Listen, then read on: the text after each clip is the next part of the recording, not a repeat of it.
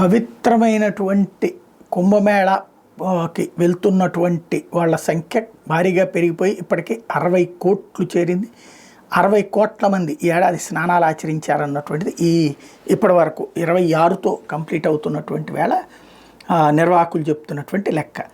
సరే, దాన్ని అంగీకరించే వాళ్ళు ఉండొచ్చు, అంగీకరించిన వాళ్ళు ఉండొచ్చు, అది పక్కన పెడితే మన రాష్ట్రానికి సంబంధించిన వీఐపీలు నిన్ననే నారా లోకేష్ గారు సకుటుంబ సపరివార సమేతంగా వెళ్ళి స్నానమాచరించి అక్కడ పూజలు చేసి వచ్చారు.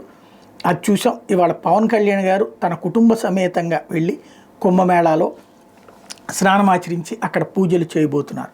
తద్వారా మన రాష్ట్రానికి సంబంధించినటువంటి ముఖ్యమైనటువంటి ఇప్పుడు జగన్ అయితే అక్కడికి వెళ్ళాలనుకుంటా, ఎందుకంటే తను క్రైస్తవ ఫాలో అవుతాడు కాబట్టి. ఈ ఇద్దరు మాత్రం అక్కడికి వెళ్ళి పూజలు ఆచరించడం, లోకేష్ ఇవాళ పవన్ కళ్యాణ్ అక్కడ పూజలు ఆచరించడంతో పాటుగా స్నానాలు ఆచరించడం అన్నటువంటిది చాలా ముఖ్యమైనటువంటిది.